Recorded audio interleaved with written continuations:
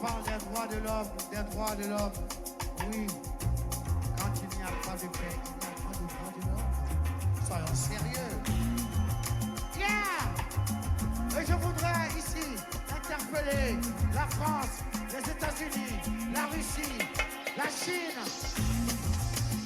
l'Angleterre. Ils sont les 5 membres permanents du Conseil de sécurité des Nations Unies. C'est eux qui doivent amener la paix. Mais malheureusement, ce sont les 5 qui sont les plus grands marchands d'armes sur la terre. Mon frère Sarkozy, tu dis que l'Afrique n'est pas entrée dans l'histoire. Et je voudrais te donner une chance unique pour entrer dans l'histoire pour l'éternité. L'abolition de la guerre sur la terre. Yeah! Abolir la guerre sur la terre. Mesdames et messieurs, merci encore une fois de plus d'être avec nous pour ce grand débat avec nos chers panélistes. Merci aussi à Malik Sall pour la réalisation de cette émission. Pour aujourd'hui, nous allons nous consacrer à partir d'aujourd'hui des élections présidentielles 2020 au Togo. Ça sera bien sûr en février, le 22 février prochain. Et aussi Tempo Afrique TV va essayer de couvrir ces élections. Mais je voulais d'ores déjà vous dire qu'à partir de 23 janvier, 18 janvier 2020, Tempo Afrique va essayer de prendre la responsabilité de s'engager à parler de ces élections, à couvrir ces élections. Nous aurons bien sûr nos amis depuis leur position à Lomé pour nous fournir tous les messages, tous les rapports qu'on aura. Aussi, à nos chers panélistes, je voulais quand même leur dire merci parce qu'ils ont été quand même des panélistes attitrés à participer à cette émission. Ils vont nous rejoindre tout à l'heure. Mais pour l'instant, j'ai avec moi sur ce plateau Yves Kenao, que j'appelais Bulldozer, mon ami personnel qui est toujours présent pour décortiquer la politique panafricaine. Alors Yves, encore une fois de plus, avant de parler de ce sujet, merci d'être avec moi sur ce plateau. Toutes mes excuses. Alors merci bien Serge Nyawa pour l'invitation et encore une fois bonsoir. Bonsoir à tous les téléspectateurs de Tempo Afrique TV et les fans du grand débat. Via Skype, nous avons notre ami qui va tout à l'heure nous joindre pour l'instant, Yves Kenao. Aujourd'hui, comme je l'ai signifié, on va parler des élections présidentielles 2020 au Togo. Alors, la problématique aujourd'hui qui se situe, c'est que avec la candidature unique, l'investiture du président Faure Gnassingbé qui vient en dernière position, cela veut dire que s'il gagne demain, ça sera un 4e mandat. Nous allons aussi parler de la transparence de la Cour constitutionnelle pour le processus électoral dont la composition était de 9 membres et passée à 7 membres, bien sûr. Alors, en ce moment précis, la question que nous posons est quelle alternance 2020 au Togo, M. Yves Kenao? Bien sûr, M. Nyawa, je sais que le souhait de tous les Togolais, c'est qu'il y ait alternance au Togo en 2020. Mais déjà, quand vous voyez les candidats à la course, on se pose la question réellement de savoir si cette alternance arrivera en 2020 parce que la candidature de Faure Gnassingbé, c'est la plus forte de toutes les candidatures puisqu'il est il se succède à lui-même, il est au pouvoir, il a tous les avantages de l'exécutif à l'heure actuelle. Et à côté de cela, on a une opposition qui se cherche, une opposition qui se mutile et démutile, une opposition qui se détruit elle-même, qui se reconstruit elle-même. On ne sait pas au juste ce qu'elle cherche. C'est ce qui fait que moi, personnellement, j'avais eu espoir quand l'ancien archevêque de la ville de Lomé, Monseigneur Podjro, avait demandé à ce que l'opposition ait une candidature unique pour s'opposer au président Faure. Bon, il a quand même choisi son candidat, un candidat qui mérite d'être choisi, un candidat, selon moi, un candidat qui a toutes les potentialités et toutes les qualités d'être président de la République. Mais au même moment, cette opposition dit non. Une autre partie de l'opposition dit non. Nous irons aux élections. Du coup, ça fait que l'électorat de l'opposition dans la capitale est divisé systématiquement en deux, contre un seul candidat de unir. Vous voyez, c'est une faiblesse. Ça affaiblit totalement les chances de l'opposition d'atteindre cette alternance en 2020. Est-ce qu'il est temps quand même de consulter quand même cette opposition qui est divisée pour que cette alternative, sinon la candidature unique, soit effective, M. Kenao? Je pense que l'ancien archevêque avait tout fait. Il a tout fait pour que ces petites querelles internes de l'opposition cessent, pour que l'opposition ait une seule idée en tête: comment arriver à arracher le pouvoir des mains de Faure Gnassingbé en 2020. En fait, c'était ça. Ça, c'est une question qui reste posée. Laquelle question que nous devons complètement y répondre: comment arriver? Parce que c'est un baobab qui est devant. Voilà, c'est justement comment arriver. C'est ce début de solution-là que Monseigneur Podjro a apporté. C'est que cette candidature unique de l'opposition dont parle Monseigneur Podjro, en fait, n'a jamais été faite au Togo. Les autres candidatures uniques, c'était des candidatures uniques de façade. C'était des candidatures uniques qui n'avaient pas de soubassement financier. Alors que c'est ces finances-là qui font la campagne. Et c'est ça que Monseigneur Podjro a comblé aujourd'hui. N'oubliez pas que c'est un archevêque. Ce n'est pas une personne comme moi, comme toi. C'est un archevêque, c'est un homme de Dieu. Et il est parti, il est allé même dire que c'est une révélation qu'il aurait reçue. Alors, moi ça me peine encore. Ça me peine que le Togolais se pose des questions, de multiples questions. Après 30 années d'essai, ce que l'archevêque, l'ancien archevêque de Lomé est en train de proposer est nouveau. C'est un nouveau.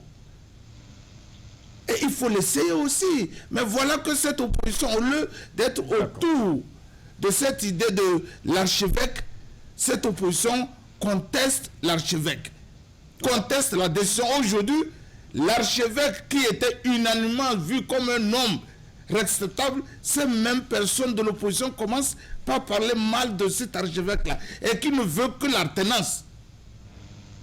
Monsieur Nyawa, je pense que le Togolais doit quand même comprendre une chose. Il y a ce qu'on veut. Et il y a ce que le peuple veut. Il y a ce que le peuple veut. Il y a ce qu'on veut et il y a ce qu'on peut obtenir. Si on veut l'alternance, si le peuple veut l'alternance,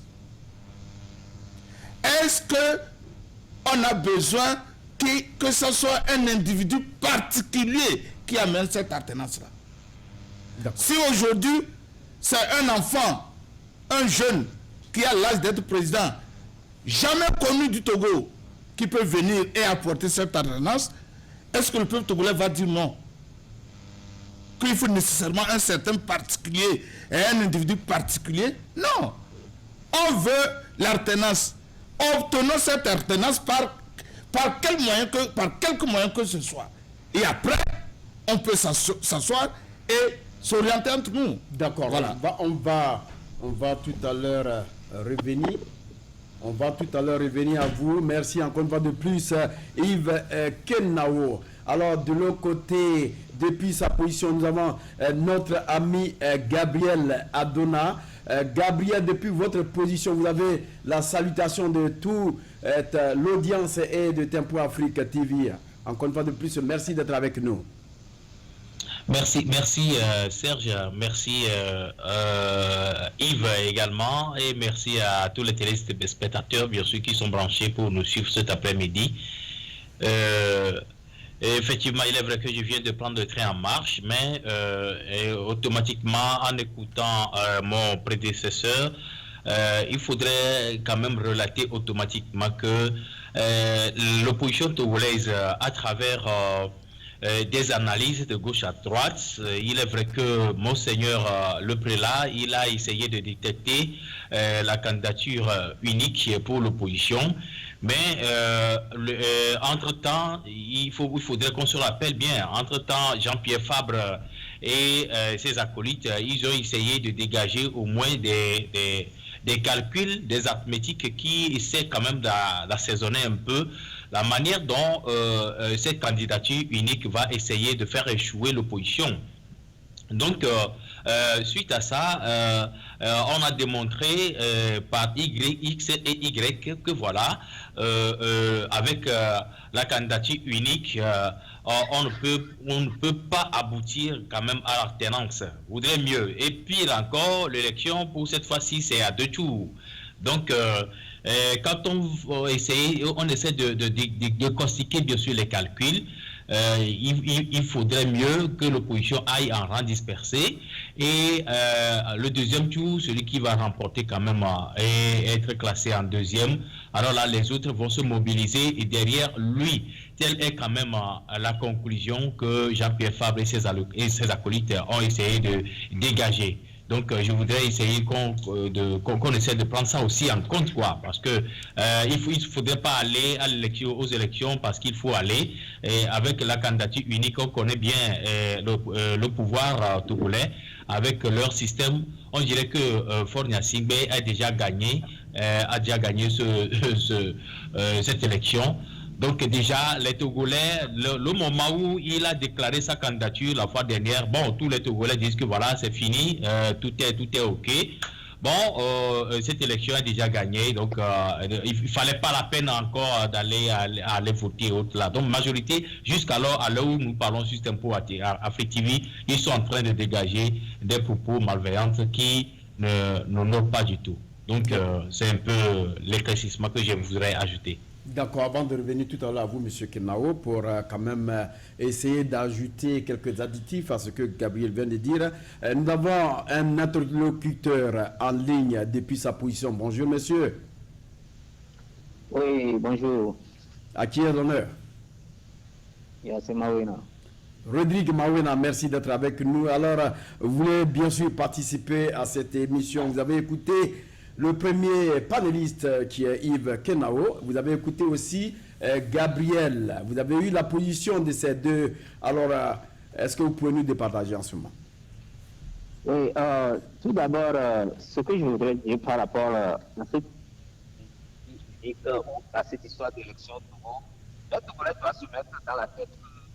Le problème de l'élection, là c'est le numéro 1.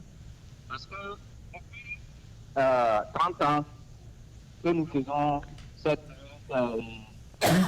élection au Togo, nous n'avons jamais eu de différents résultats. Les résultats sont les mêmes. Et on ne va pas me dire que c'est parce que les Togolais votent mal. Donc lorsqu'on vient présenter l'histoire du Togo comme une histoire d'élection, on a l'impression que oui, c'est parce que la population ne vote pas ce qu'elle doit voter que il va falloir aller chercher un candidat unique qui va faire l'unanimité et qui va voter et que cette élection-là sera respectée. Le problème, c'est le respect. Nous n'avons pas cette démocratie dont nous parlons, qui n'existe même pas.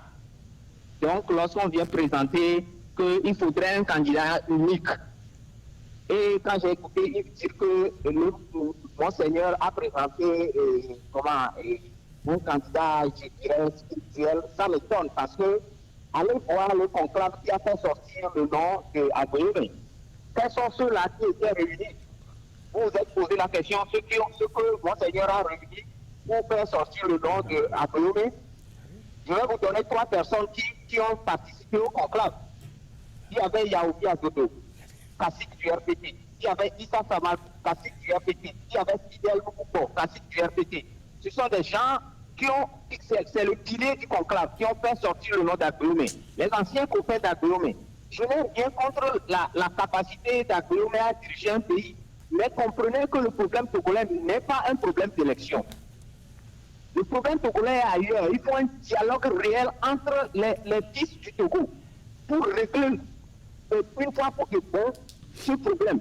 Au lieu de chercher à soulager nos peines en allant chercher un candidat unique pour dire que c'est ça qui va résoudre le problème. Si demain, après le mois de février, Paul devient président encore, qu'est-ce que Aguilomé va faire?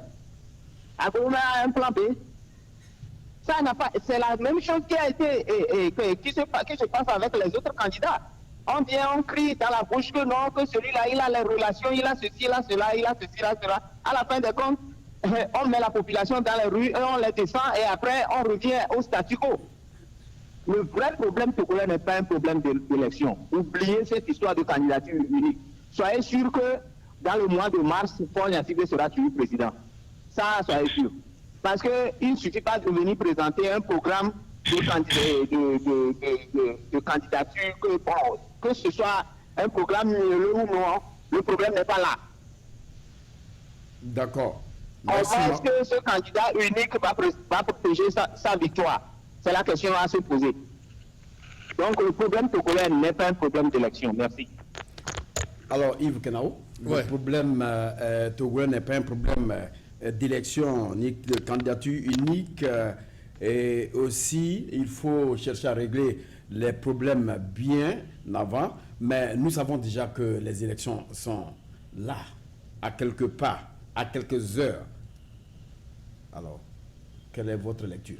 Voilà, tout ce que je peux dire, c'est que les élections font partie de la vie d'un pays. C'est par convention. Vous comprenez? C'est par convention du système international, du système moderne. Que le Togo le veuille ou pas, le Togo est dans ce système-là. Maintenant, le problème togolais, si vous dites que le problème togolais n'est pas un problème d'élection, quelque part je suis d'accord avec vous. Parce que le problème togolais, ce n'est non plus le problème de Faure Gnassingbé. Le problème togolais va même au-delà de Faure Gnassingbé. Mais je veux le rendre un peu plus simple. C'est pourquoi je l'ai mis sur le plan d'élection, le problème togolais. Sinon, le problème togolais, il va au-delà même de Faure Gnassingbé, il va au-delà même de ces histoires d'opposition parti au pouvoir. Alors, c'est pour vous dire ceci. Comme c'est par convention qu'il faut aller choisir quelqu'un, le Togo ne se soustrait pas de cette pratique-là, de cette tradition. Donc ça fait que nous avons choisi une date du 22 février pour dire que c'est le jour des élections. Pourquoi encore 22? C'est par convention. D'accord, mais tout à l'heure... J'arrive. Voilà. Ça voudrait dire tout simplement que même si le Togo ne va pas aux élections, la communauté internationale peut le dire aussi que vous n'êtes pas partie de notre système. Donc ça fait quoi? Ça fait que le système est là, mais nous nous posons la question. Depuis 30 ans, comme tu l'as dit, le Togo a toujours voté. Un côté dit que les résultats n'ont jamais été respectés. L'autre côté dit que les résultats sont légitimes. Et ce deuxième côté a l'appui de ceux-là que nous appelons communauté internationale. Même jusqu'en 2015, la CEDEAO, c'est devant les responsables de la CEDEAO que les résultats contestés ont été proclamés et validés, M. Nyawa. Donc, je me suis posé la question. Nous avons eu des candidats uniques. ça n'a rien donné. Mais dans quelles conditions on a eu ces candidats uniques là? Rappelez-vous que Edem Kodjo en 1993 avait été le candidat unique de Côte 2. Et le président Santos de l'Angola avait affecté des hélicoptères à Edem Kodjo pour sa campagne. Or en 1994, en 1993, le peuple togolais était chaud pour l'alternance. Mais qu'est-ce qui s'est passé? C'est cette même opposition qui est sortie, dit non, quand Edem Kodjo était en train de préparer sa campagne, oh, qu'il y a un candidat de l'opposition. C'est là que Edem Kodjo a jeté l'éponge. Et Gnassingbé Yadema a été lui seul. En 82, combien? En 2005, nous avons, en 98, même chose. En 2005, même chose. En 2010, même chose. Et en 2015, on dit pas de réforme, pas d'élection. À la dernière minute, c'est l'opposition qui court, qui dépose sa candidature. Maintenant, le prêtre, l'ancien archevêque de la ville de Lomé, a vu tout cela, puisque c'est devant lui que ça se passe. Il a analysé toute la situation. Il a dit que bon, c'est l'argent qui manquait à l'opposition togolaise pour avancer, pour éviter les fraudes. Maintenant, moi, Kodjo, je m'engage à ouvrir une quête d'argent. Et l'argent là serait à la disposition d'un candidat que l'opposition va choisir. Et nous allons investir l'argent là. Ça, c'est nouveau. Et selon ça au moins. Maintenant, ceux qui disent qu'il faut aller au premier tour en rang dispersé et que le meilleur, le plus grand sera est le candidat autour duquel l'opposition va se rappeler. Mais s'il n'y a pas le deuxième tour, vous divisez vos voix au premier tour. Vous les divisez complètement. S'il n'y a pas de deuxième tour, c'est autour de qui vous allez faire? Alors il vous faut gagner le premier tour d'abord. Mais multipliez-vous. Et surtout, n'oubliez pas, et ça je veux dire ça à l'opposition togolaise, l'opposition togolaise n'a qu'une seule partie du Togo, la capitale. C'est la seule qu'elle existe. Elle n'existe nulle part à l'intérieur. Et voilà qu'elle va se diviser les voix dans la capitale avec Faure Gnassingbé. Faure Gnassingbé va piquer des voix à la capitale. Et à l'intérieur, il aura toutes les voix. Et il n'y aura pas de deuxième tour. D'accord. Et on va crier que Faure Gnassingbé a volé. Dans ce cas-là, il n'a pas volé. C'est parce que nous ne sommes pas organisés. L'opposition ne s'est pas organisée. Et nous avons vu ça dans plusieurs pays. Quand l'opposition se met derrière quelqu'un, il gagne. Je m'arrête là. D'accord, on va revenir tout à l'heure à vous. Alors, Gabriel, vous avez écouté Yves Kenao. Vous avez quand même parlé du fait que l'opposition doit aller en rang dispersé pour le premier tour et voir maintenant celui qui va gagner deuxième tour. Mais Yves Kenao vient d'avancer quand même quelque chose. Est-ce que vous voulez y répondre? Oui, merci. C'est bien, Yves Kenao a fait une bonne remarque. Mais ce qui est là-bas, il faudrait aussi dire que le choix du candidat unique est fait, mais ce choix reste toujours redoutable pour tout ce qui concerne la population togolaise, parce que on a fait sortir un nom que tout le monde connaît bien, même les petits-enfants connaissent bien Agbeyome Kodjo. Donc ce qui tourne autour d'Agbeyome Kodjo, qui laisse quand même la population à essayer de ne pas digérer un peu ce choix-là, c'est que Agbeyome avait gouverné le pays avec le feu Yadema. Et bon, il était dans le système avant de sortir et créer son parti politique au but, qui est devenu aujourd'hui MPDD. Donc, vous voyez toutes ces choses-là. Donc, ceci fait que aujourd'hui, son choix, le choix du prélat aujourd'hui est contesté de gauche à droite. Bien, d'autre part, on dit que voilà, Agbeyome et sa mère déjà tachée de sang, parce qu'il était dans le gouvernement, on a tué les Togolais. D'autre part, on dit qu'Agbeyome a déjà volé l'État togolais, donc il en a déjà fait, donc on connaît déjà sa compétence. Donc ceci fait que ce choix d'ordre déjà est contesté. Ça c'est un. De deux, pour ce qui concerne la présence de l'opposition à l'intérieur du pays, il faudrait le souligner. On ne peut pas quand même dire que voilà, une opposition est créée et que le moment où on ne peut pas dire directement que l'opposition n'a pas ses antennes à l'intérieur du pays. L'opposition en a, par exemple, ANC en a, et les autres partis politiques aussi, ils en ont, mais qu'est-ce qui se passe à l'intérieur du pays? Comme c'est les préfets qui détiennent le pouvoir à l'intérieur du pays, ils essaient de faire tout possible pour anéantir les antennes et essaient d'incarcérer les représentants de l'opposition qui se trouvent à l'intérieur du pays. C'est ce que nous, les journalistes, nous déplorons toujours. C'est ce que les défenseurs des droits de l'homme déplorent toujours. Raison pour laquelle aujourd'hui vous allez constater qu'il y a beaucoup disons, de prisonniers politiques. Vous voyez, donc si vous fouillez dans ces prisonniers politiques aujourd'hui, il y a majorité des représentants d'opposition qui sont incarcérés. Donc il faudrait qu'on rappelle ça à Yves Kenao, que voilà, bon, on ne peut pas vivre comme ça si on donne quand même l'autorisation à quelqu'un de créer son parti politique, et il faut qu'on lui donne l'autorisation nationale aussi. Donc si son parti politique à l'intérieur du pays aimerait organiser quelque chose, il va falloir qu'on l'autorise, il va falloir qu'on essaie de sécuriser cette manifestation plutôt que de les emprisonner, de les pourchasser de gauche à droite. Actuellement, à l'heure où je vous parle ici, il y a quand même de la chasse aux l'homme à l'intérieur du pays. Vous voyez, comme ça, comment est-ce que les partis politiques de l'opposition pourront avoir leurs antennes à l'intérieur du pays? Donc au Togo, la scène que nous vivons, c'est tellement la répression, la dictature d'une manière forcing qu'on vit ici. Donc il faudrait qu'on rappelle ça à Yves Kenao, que ce n'est pas le plaisir pour l'opposition, ou bien ce n'est pas la malorganisation du côté de l'opposition de ne pas avoir ses antennes ou bien ses représentants à l'intérieur du pays, mais c'est plutôt compte tenu de la dictature que le pouvoir est en train d'orchestrer. C'est grâce à ça que maintenant on essaie de décourager carrément ceux qui se portent garant à représenter les opposants à l'intérieur du pays. Il faudrait qu'on relate ça. Donc c'est un petit rappel que je voudrais faire à Yves Kenao.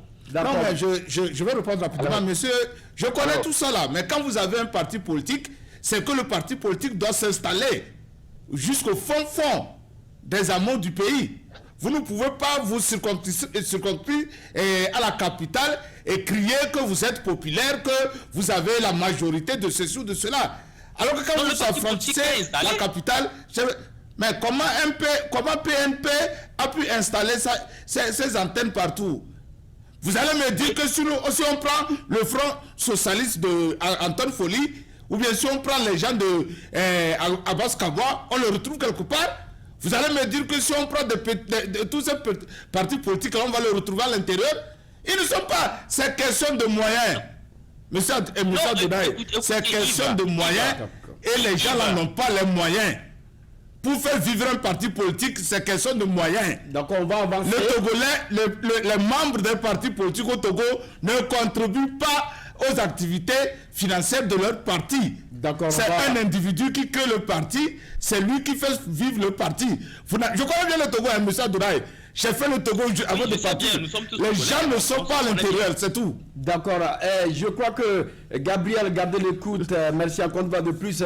Il y a nos amis de Facebook, s'ils veulent poser des questions, ils peuvent quand même arriver à nous joindre, en tout cas via Facebook, et essayer quand même de résoudre leurs doléances, les questions qu'ils ont posées. Merci encore une fois de plus à nos amis qui sont là. Razak qui parle d'une bonne analyse pertinente, Abdi, Mohamed, Amegan, merci encore une fois de plus. On attend normalement de vos commentaires pour que on puisse essayer de les lire.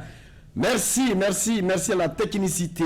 Alors Gabriel, essayez de nous faire un peu le point de, comment je peux appeler ça, il y a eu le président Florent Yassingbe enfin qui a été investi candidat le 7 janvier dernier 2020. Vous avez été de la place. Essayez de nous faire un peu le point. Comment est-ce que ça s'est passé? Oui, merci Serge d'avoir planté ce décor, mais il faudrait le relater. D'abord, le parti Unir pour la République ERPT, le moment où ils ont choisi d'abord pour essayer de dégager leur candidat, il a eu quand même des échecs.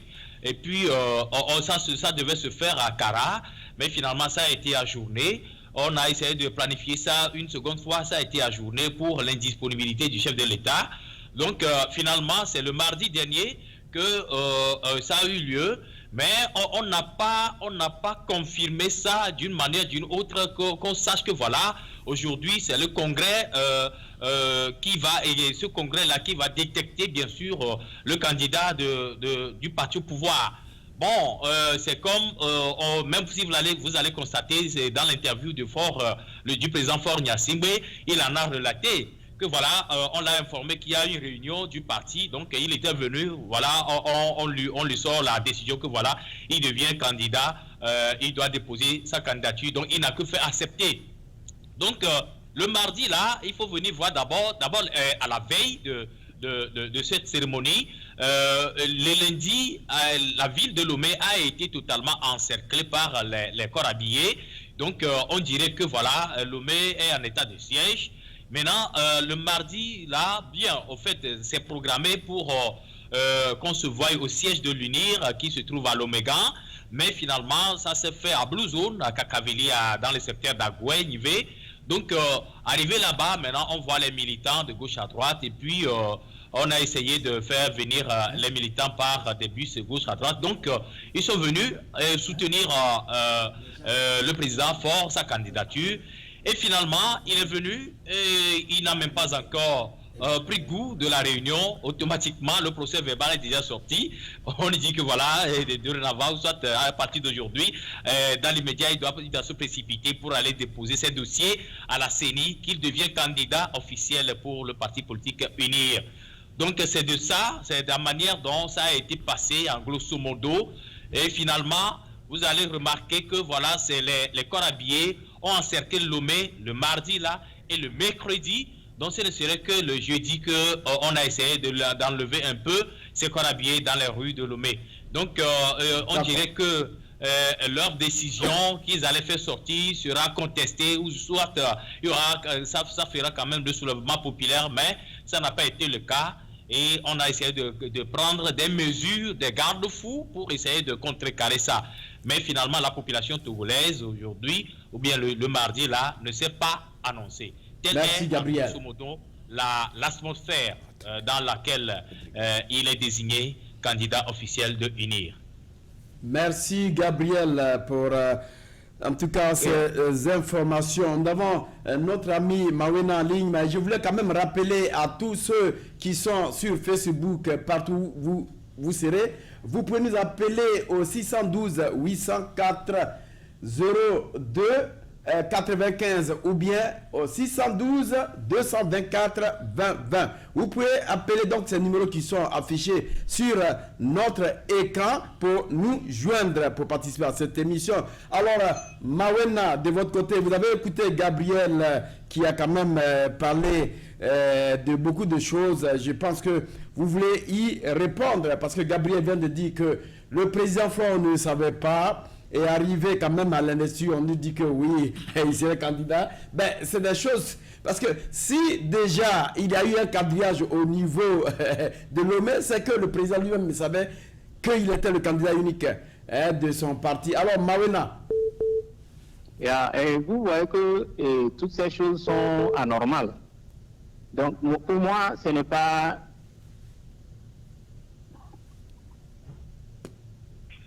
Et comme candidat du parti, ce qui est important. Ce qui est important, c'est comment est-ce que les Togolais vont s'en sortir de ce problème-là. C'est ça ce qui est important. Et aussi, j'aimerais ajouter quelque chose. Lorsque nous sommes dans ce débat, nous devons comprendre que la ligne éditoriale de Tempo Afrique TV, c'est le panafricanisme. Nous devons comprendre que c'est la défense du peuple africain. Et en général, et la défense du peuple togolais peut-être, ou peuple sénégalais, ou peuple ivoirien en particulier. Vous comprenez? Donc, lorsque nous parlons, il faudrait que nos dires reflètent ce que la lutte que la télévision fait. Vous comprenez? Lorsque j'entends Yves me dire que c'est une standard internationale que les gens aillent aux élections, la question que j'aimerais lui poser, c'est quel résultat ces élections reflète sur les populations africaines. C'est la même chose tout le temps. ça voudrait dire que, en vérité, les élections ne sont pas là pour résoudre les problèmes. Je ne refuse pas que nous discutions de l'actualité. Mais il faudrait discuter de l'actualité et parler de la réalité de la vie des populations africaines.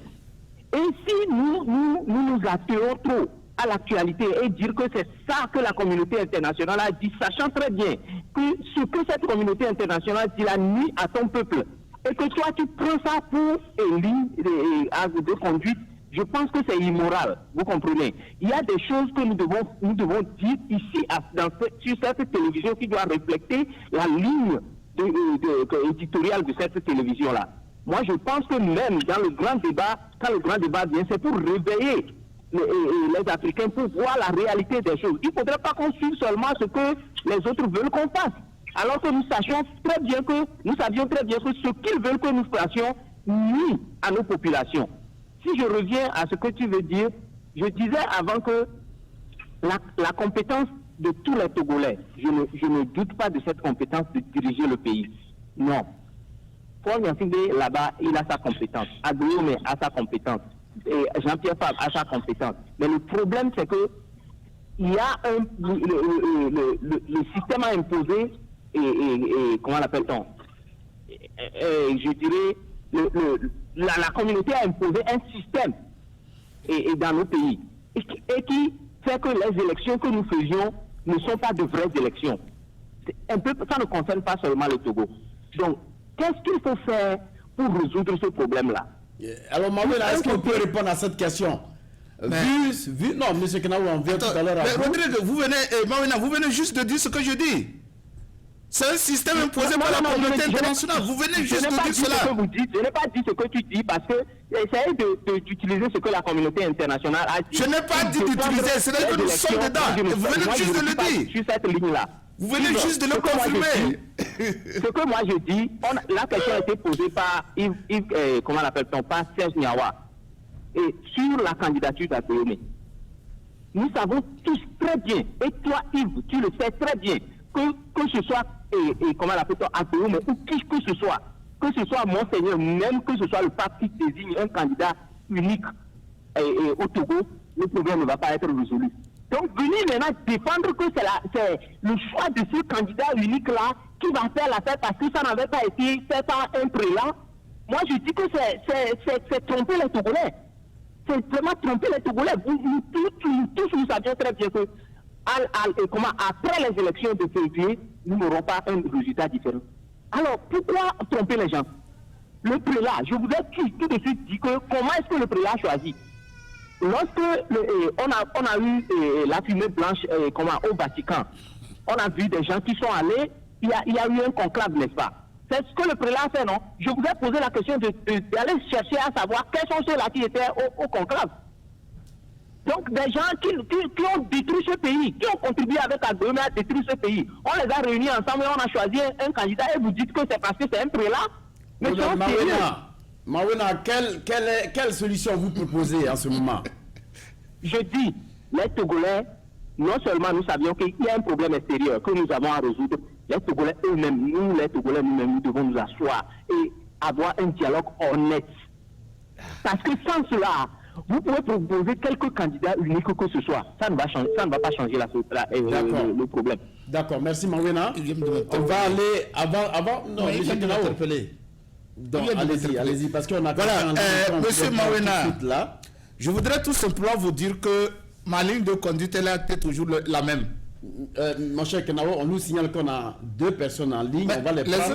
Avant que je n'oublie, c'est qu'ils viennent de m'attaquer. Vous n'allez pas oublier, monsieur Kenaou. Ils viennent de m'interpeller. Voilà, vous n'allez pas oublier. Je crois qu'on va passer rapidement à nos amis qui sont en ligne. Bonjour, monsieur, pour le premier auditeur.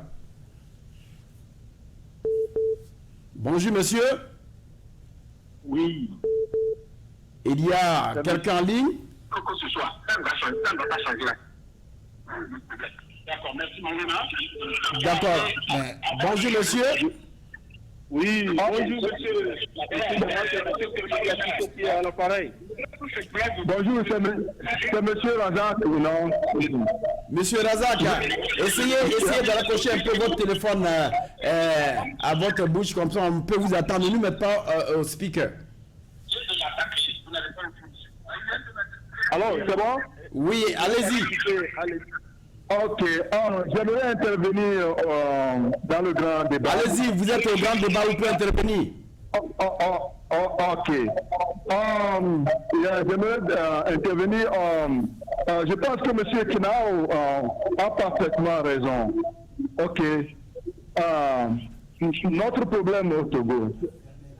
Pourquoi depuis 54 ans, non? Monsieur Razak, Monsieur Razak, Oui. est-ce que vous pouvez fermer votre radio? Fermez un peu votre radio ou bien votre ordinateur. D'accord, on peut vous attendre maintenant, allez-y. Alors maintenant c'est bon? Oui, allez-y.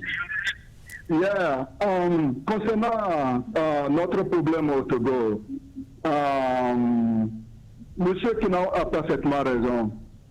Ou soit on fait face à la réalité devant nous, ou soit on se ment chaque fois.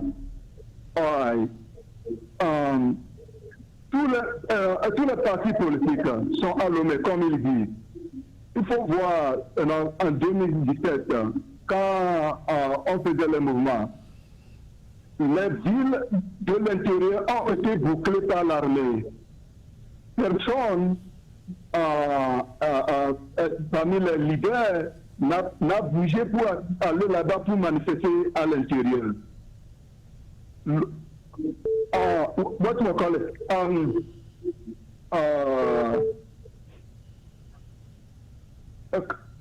Comment on l'appelle? Ce n'est pas Lomé seul qui est le Togo. On ne pourrait jamais gagner les élections en restant à Lomé. D'accord. Bon, Razak, on a du mal à vous écouter. Essayez quand même d'ajouter votre téléphone, comme ça on va vous reprendre tout à l'heure. En attendant, oui, allez-y. Yeah, ok. Maintenant, les opposants, c'est quoi leur stratégie pour gagner les élections? C'est ça la question. Comment faire pour gagner les élections? D'accord. Comment on l'appelle? Le RPT uni a prouvé qu'ils n'organiseront jamais d'élections qu'une autre personne va gagner. Bon, la question, c'est qu'il faut aller aux élections avec eux, ou bien ils présentent leur stratégie, ou soit Ford ne participe pas aux élections, ou soit ils vont aux élections like, I don't know how to explain this thing. Like, d'accord. Vous devez avoir une stratégie. Like, d'accord. Ok, here is the thing. On va, si Ford se présente, on boycotte, ou soit Uni présente une autre personne et on va aux élections. L'élection, ils peuvent gagner l'élection là facilement, mais il faut une stratégie sur le terrain. C'est ça qui manque présentement. So, for now, that's my contribution. That's what I'm thinking about now. Thank you so much. La question, c'est que ma question pour vous, comment est-ce qu'on peut sortir de cette situation-là? On a pris en compte votre question. Merci encore une fois de plus, Razak. Vous pouvez aussi nous rappeler si vous avez d'autres questions. On va prendre un autre auditeur qui est en ligne. Ok, all right, ok. Merci, merci encore une fois de plus. On a encore notre auditeur en ligne. Bonjour, monsieur. Bonjour, monsieur. D'accord. En attendant que vous ajustez votre téléphone, on va revenir rapidement dans ce studio. Alors, Yves Kinao, je pense que on vous a donné raison. Oui, allô? Oui, pardonnez-moi, j'avais mis mon truc sur le mur, c'est pourquoi vous n'avez pas écouté. D'accord. Alors, vous pouvez participer à l'émission. À qui est l'honneur? Oui, c'est M. Atiso Kwamevi. Monsieur Atiso Kwamevi, alors vous avez écouté quand même les chers panélistes et puis quelques auditeurs. Je pense que vous voulez intervenir. Oui, monsieur Nyawa. Et cela dit, je voulais rappeler à tous les Togolais que on sait que les élections ne vont pas régler le problème du Togo, comme M. Maona le dit. Mais aujourd'hui, nous sommes face à une situation que nous ne pouvons pas aussi négliger les élections. Donc, quand... Monsieur Atisso, oui, votre téléphone, essayez quand même de parler un peu fort. Raccrochez votre téléphone à votre oreille. oui, ça va mieux. Allez-y. Donc, nous savons que les élections ne vont pas régler le problème du Togo, mais nous sommes face à une situation aujourd'hui qui nous montre que nous ne devons pas aussi négliger les élections. Alors, le prélat est venu, il a vu, il sait ce qui s'est passé, il connaît l'histoire du Togo, et ce n'est pas un choix populaire qu'il a fait, mais un choix stratégique. Donc, j'invite tous les Togolais à soutenir ce choix d'Agbéoumé pour qu'on va voir si Agbéoumé gagne les élections. Ce qui se passait avant allait se passer. Et je suis sûr que ça va se passer de la même manière, parce qu'il y a changement de tête. Donc, nous devons oublier le passé et nos querelles et face à ce qui se passe maintenant. Alors, je le dis toujours que si nous allons libérer le Togo et non pas les élections, ce sera une révolution. Aujourd'hui, la révolution est étouffée. À chaque moment que le pouvoir sent qu'il y a révolution qui arrive, c'est étouffé. Alors, l'autre possibilité de faire partie de la famille Yassingbe, c'est un coup d'État purement de l'armée. Et si ça ne vient pas, mes chers amis, il n'y a pas d'autre solution que ça. Donc, nous ne devons pas négliger aujourd'hui les élections et surtout la candidature d'Agbéoumé. Ce que j'allais dire, nous devons convaincre Jean-Pierre Fabre et ses alliés à se rallier à Agbéoumé pour faire partie de son Yassingbe en ce qui concerne les élections. Donc, je m'arrête là pour le moment. D'accord.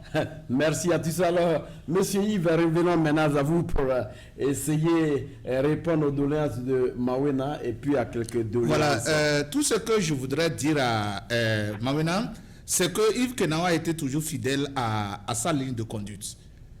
Je parle de l'africanité. Je dis bien que ce n'est ni le chef d'État africain qui est le malheur du peuple africain. J'ai toujours dit ça, je répète. C'est le système. Et s'il faut combattre, c'est le système qu'il faut combattre. Voilà que maintenant, les peuples africains ne veulent pas combattre le système. Ils préfèrent rester dans ce que j'appelle dans cette chose internationale.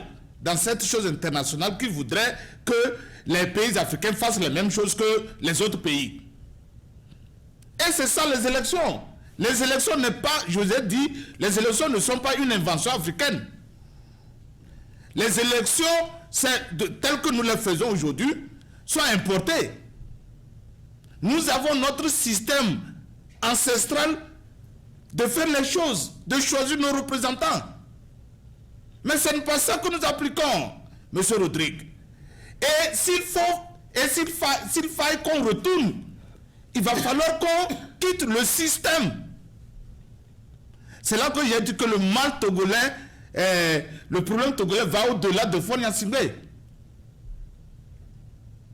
Tout ce que nous sommes en train de dire du 22 là, c'est une comédie humaine. C'est une comédie humaine. Alors, s'il faut que le peuple, si le peuple africain existe, si le peuple togolais existe, il doit plutôt attaquer le système. Et ça ne serait pas une histoire de parti politique. Un jour, quelqu'un m'a posé la question, c'est le leader qui doit se lever et c'est le président qui doit faire cela. Non, non. Je vous ai donné tant d'exemples où le citoyen lui-même peut le faire. Alors, nous sommes dans une comédie. On nous a dit qu'il y a un truc qu'on appelle élection, il y a un truc qu'on appelle constitution, il y a un truc qu'on appelle mandat, et qu'il faut le respecter pour être dans les normes de la communauté internationale. Ces histoires de cours constitutionnels, ces histoires de Sénat, Mais il faut le faire parce qu'on le fait ailleurs. Maintenant, pour répondre à votre question, donc, je n'ai ni dit que les Togolais doivent aller aux élections parce que c'est venu de l'extérieur, mais je dis qu'ils n'ont pas de choix, puisqu'ils sont dans le système. Et leur choix, le choix qu'ils ont, c'est de sortir du système. Or, ils ne veulent pas sortir du système. Nous avons dit ici, nous avons dit, nous avons répété, nous avons montré tous les éléments, tous les avantages en sortant du système, mais les Africains ne veulent pas. Et surtout les Togolais. Bon, pour le choix de l'archevêque, de l'ancien archevêque de Lomé, je voudrais que ça soit clair dans la tête des Togolais. Si les Togolais pensent qu'il faut nécessairement quelqu'un blanc comme le Kaolin pour diriger le Togo, il n'y a pas un blanc, il n'y a pas non plus au Togo. Donnez-moi un seul homme togolais qui n'a pas touché au bien de Gnassingbé. Ou bien qui n'a pas pris l'argent du peuple togolais illicitement. Donnez-moi un seul Togolais. Il n'y a pas. Mais si c'est le passé d'Agbem Okodjo qu'on veut parler, il n'y a pas un seul Togolais qui soit président alors. Mais à un moment donné de la lutte, il faut savoir qu'est-ce qui est nécessaire. Le choix de M. Agbelome n'est pas un choix pour dire que c'est le meilleur des choix. Mais c'est le choix nécessaire. Quelqu'un dirait choix stratégique. Moi, je vous dis que c'est un choix nécessaire pour obtenir le minimum qu'est l'alternance en 2020. Écoutez, je vais vous dire, je vais être franc avec tous ceux qui m'écoutent. Regardez autour de vous. Regardez autour du Togo. Regardez en Afrique occidentale. C'est le Togo seul qui n'a pas connu l'alternance. Et ça, vous vous posez la question, pourquoi c'est le Togo seul qui n'a pas connu l'alternance? Mais aujourd'hui, je vais vous donner la réponse. C'est parce que le Togolais ne veut pas faire comme les autres. C'est ce que les autres ont fait chez eux, ça a marché. Ils ont eu l'alternance. C'est ça que le prélat propose aux Togolais et ils le rejettent. D'accord. J'arrive, c'est pas fini, c'est très important. Et ils rejettent tout catégoriquement. Prenez la Guinée-Bissau, tout récemment. Tout récemment, le week-end passé, la Guinée-Bissau a connu un nouveau président. Une alternance. La personne est venue de l'ancien gouvernement. La personne a été dans le gouvernement avant. D'accord. Prenez le Burkina Faso. Non, laissez que je parle. Tu sais, quand je veux dire des choses intéressantes et que tu m'arrêtes là, ça c'est pas bon. Vous n'allez pas vous embrouiller, monsieur Yves. Non, je ne vais pas m'embrouiller, mais ce n'est pas bon. Prenez le cas du Burkina Faso. C'est lui qui a soutenu Blaise Compaoré dès le début jusqu'à la fin. Prenez le cas du Mali. C'est la même chose. Prenez le cas du Niger. C'est la même chose. Prenez le cas du Sénégal. C'est la même chose. Mais quand vous prenez la Côte d'Ivoire, Ouattara a travaillé dans le gouvernement. C'est-à-dire que le mal qui est entoure le Togo voudrait que quelqu'un, cette alternance-là vienne de quelqu'un qui a déjà fait le système. Pourquoi nous n'avons pas accepté au Togo un mal nécessaire pour évoluer? Si nous voulons rentrer dans l'alternance, acceptons ce mal nécessaire-là. On ne sait pas encore s'il sera élu, mais c'est un mal nécessaire que nous, Togolais, nous devons accepter si nous ne voulons pas toujours dire que le Togo est un pays atypique. Pourquoi il n'y a pas l'alternance? Voilà la raison pour laquelle il n'y a pas d'alternance. Maintenant qu'on nous propose une stratégie pour que l'alternance arrive, nous nous posons mille et une questions. Mais ne nous faisons pas les plus intelligents. Hein. C'est pas que dans les autres pays où il y a alternance, les gens ne sont pas intelligents. Mais ils ont fermé les yeux sur les intelligences pour obtenir le minimum. Merci Kenao. Je m'arrête là. Je pense qu'on va essayer de se contenir dans les 3 minutes. Allô. Oui, Mawena, vous voulez intervenir? Oui. Allez-y avant qu'on aille avec Gabriel depuis sa position. Ok. Allez-y, Mawena. Ah, ok, d'accord. Donc, je disais que, Yves, je voudrais que les choses soient claires. Lorsque nous faisons ce débat, il n'y a pas à dire que quelqu'un attaque. Nous sommes en train de changer des idées. Donc, il ne faut pas penser que moi, je suis en train de t'attaquer ou quoi que ce soit. Et il vient de dire quelque chose par rapport au problème africain. Et toujours, quand il le dit, je suis l'un de ceux-là qui soutient sa position. Et moi, je ne dis pas que, c'est-à-dire, il n'est pas un panafricaniste. Non, moi, je dis que la ligne de conduite de la ligne éditoriale de cette télévision, c'est le panafricanisme. Même si nous rentrons dans l'actualité, nous devons toujours tout faire pour dire, en conclusion, ce que nous voulons pour l'Afrique, pour le bien de l'Afrique, et non ce que les autres veulent pour leur bien. Parce qu'à la fin des comptes, lorsque nous parlons d'alternance, moi je pense que c'est lorsque nous nous appelons à soulager nos peines que nous parlons d'alternance. Toutes ces alternances qu'il vient de citer, qu'est-ce que ça a apporté aux populations africaines? Quand vous me parlez de Kaboré c'est un traître, moi je vous dis. C'est pas parce qu'il y a eu alternance qu'on continue pas à tuer le peuple burkinabé que vous allez me dire que c'est une bonne chose. Kaboré est un traître. Donc, lorsque on met dans la tête, si je veux citer Théophile Obenga dit, lorsqu'on veut tuer les Africains, il suffit de leur donner un mot. Il suffit de dire alternance, tout le monde dit alternance. Il suffit de dire démocratie, tout le monde dit démocratie. Qu'est-ce que nous, les Africains, nous disons? Nous avons une tête, nous réfléchissons. Qu'est-ce que nous-mêmes nous disons exactement? C'est de ça qu'il s'agit. Il ne s'agit pas tout le temps de suivre ce que les autres veulent qu'on fasse. Sachant très bien que ce que les autres veulent qu'on fasse, oui. C'est de ça qu'il s'agit. On peut parler de l'actualité comme on veut, mais la réalité de cette télévision, c'est de faire tout pour défendre l'Afrique. Et nous devons nous atteler à faire ce travail-là. Et si nous voulons faire ce travail-là, nous ne devons pas le faire en cherchant à soulager nos peines. C'est le chercher à soulager la peine qui fait que nous sommes là à dire candidature unique et ça va faire ceci, ça va faire cela, alors que les choses ne changent pas. Alors proposons ce qui peut faire changer les choses. Mais moi, je ne du dis système. pas que l'attaque vient de l'extérieur, mais aussi il faut comprendre qu'il y a aussi l'attaque de l'intérieur. Nous ne pouvons pas combattre l'extérieur sans combattre l'intérieur. Voilà, je m'arrête là. Merci. On va aller du côté de nos amis de Facebook avant de revenir sur Gabriel. Alors, nos amis de Facebook, M. Razak nous dit ici, il nous faut des institutions fortes et pas des hommes forts. Fort Gnassingbé ne cédera jamais le pouvoir à qui que ce soit, parce que c'est une insultante envers les cadres de l'UNIR. Alors, Gabriel, oui, Serge, vous avez quand même compris. Merci. Alors, qu'est-ce que vous dites à Razak qui vient quand même de poser une problématique? Oui, Razik a raison parce que les institutions fortes dont il parlait, ça c'est une réalité. Aujourd'hui sur le terrain, on parle des hommes forts aujourd'hui, mais il y avait eu des hommes forts pour le Togo, mais aujourd'hui, le Togo se retrouve toujours dans ce même système.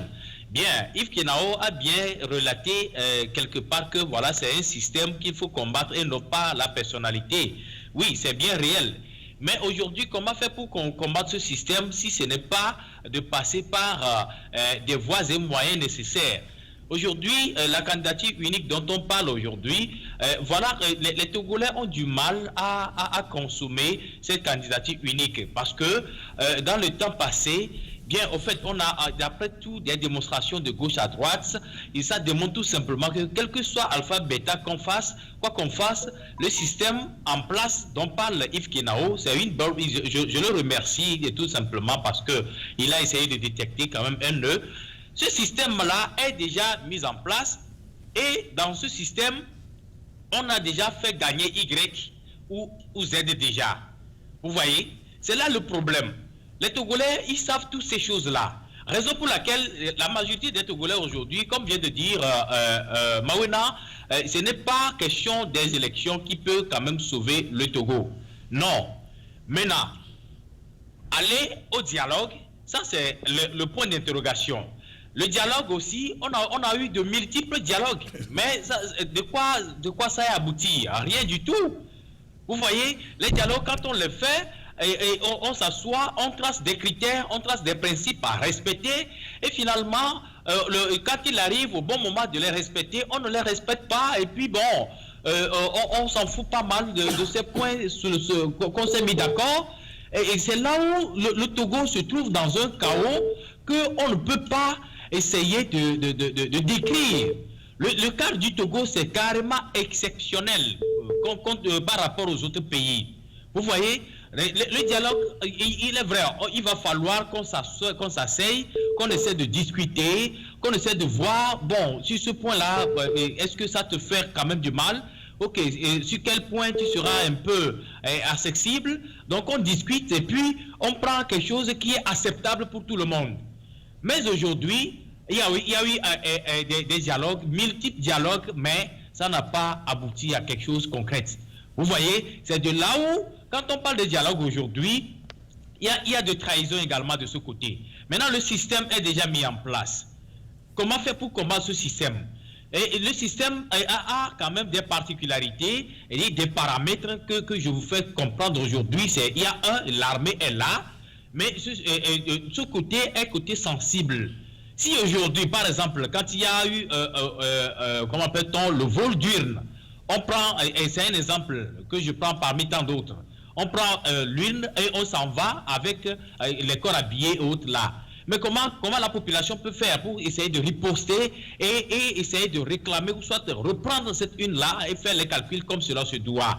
Non, il y a l'armée quelque part, il y a des bâtons de gauche à droite et on essaie de disperser cette population-là et on s'en va avec les urnes. Bon, on en a vu de multiples parties. Vous voyez, c'est là un peu le cas du Togo, c'est exceptionnel, c'est pitoyable quoi, c'est pitoyable. C'est quelque chose qu'on déplore, mais on ne sait pas qui pourrait parler maintenant à ce régime, qui pourrait essayer d'aller avec forcing, ou soit qui pourrait essayer d'aller avec voie pacifique et parler que toutes les rangs, ou bien toutes les parties essaient quand même d'écouter. C'est là le problème du Togo.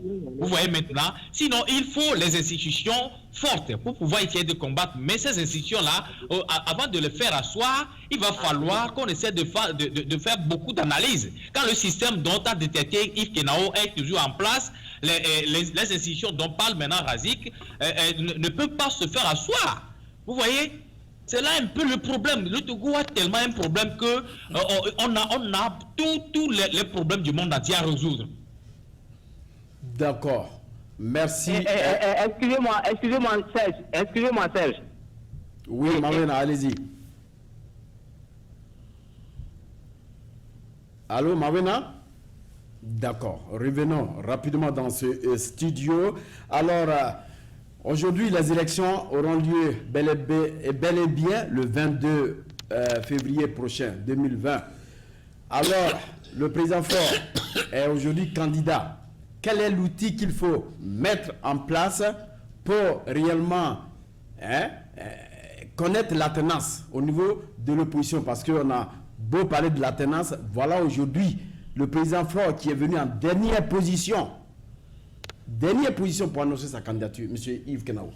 Bien, voilà, je voudrais encore une fois que nos téléspectateurs comprennent une chose. Même la date du 22 février, que le Togo, soi-disant indépendant, a arrêté, elle n'est pas encore définitive. Elle peut être changée si la communauté internationale disait aux Togolais de changer cette date-là. C'est ça le mal africain. On est là. C'est la même communauté. Il suffit que l'Union européenne appelle le régime togolais. Vous ne pouvez pas organiser ces élections-là. Il faut les reporter. Le président Faure va les reporter. Donc allons-y rapidement à la question. Donc c'est pour vous dire que la date là même, elle n'est même pas sûre. Allô, Malik. Tu vois, elle n'est même pas sûre. Il faut vous patienter, hein, elle n'est pas sûre. Donc moi je dis, si les Togolais trouvent qu'ils n'ont pas, si l'opposition togolaise trouve qu'elle n'a pas une stratégie, l'archevêque a proposé au moins une stratégie.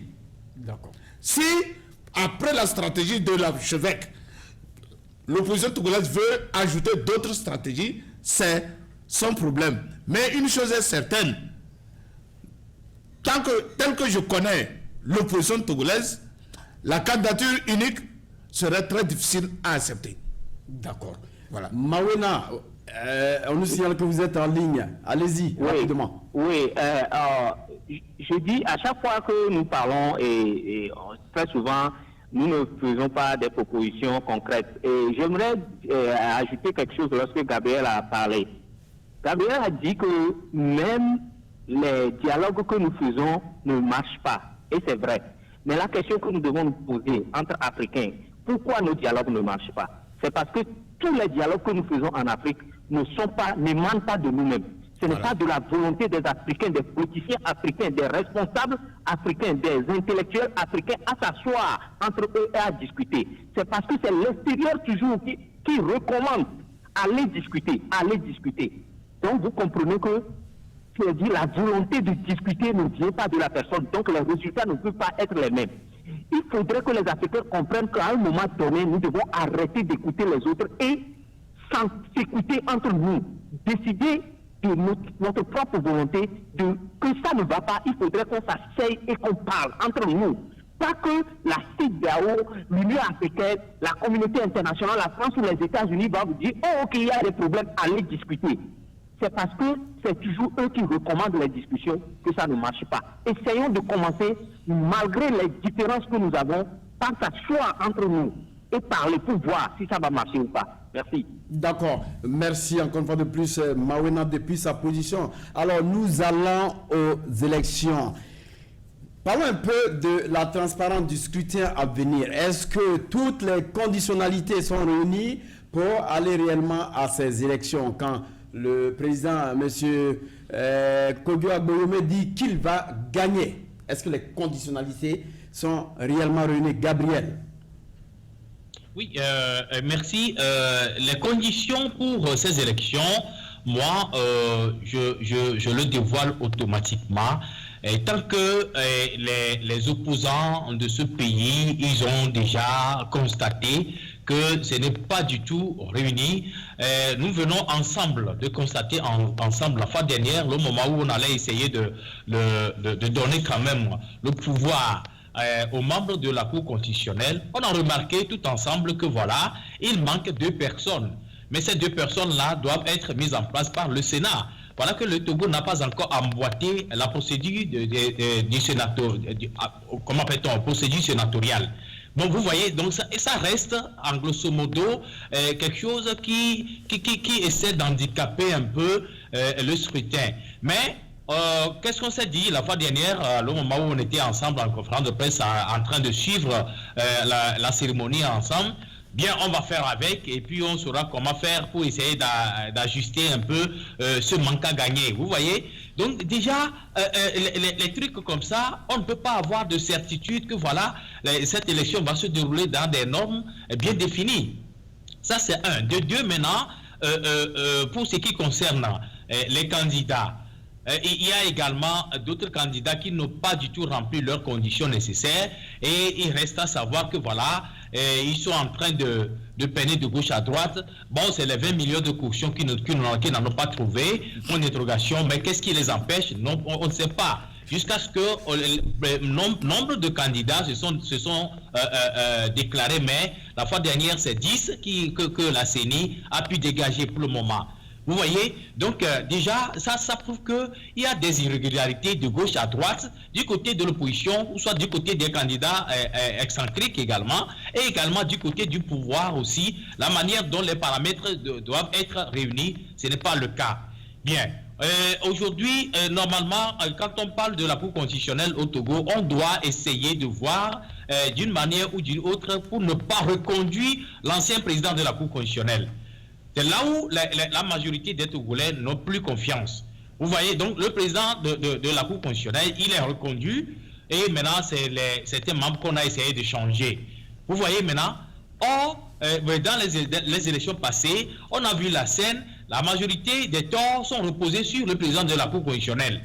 Ce qui prouve tout simplement qu'on doit essayer de passer par tous les moyens, d'accepter quand même les torts à travers pour essayer d'amener quelqu'un qui sera au moins acceptable pour les 2 parties, soit du côté de l'opposition et également du pouvoir. Ce n'est pas le cas. On a reconduit l'ancien président. Alors, le président a, selon les prescriptions électorales, le président a un temps, ou soit, c'est-à-dire quand il décide, bien, ce serait difficile qu'on conteste, malgré qu'il y a quand même les membres. Il est vrai qu'on en discute, mais au moment où il y a un peu de ballottage quelque part, c'est la voix du président qui porte loin.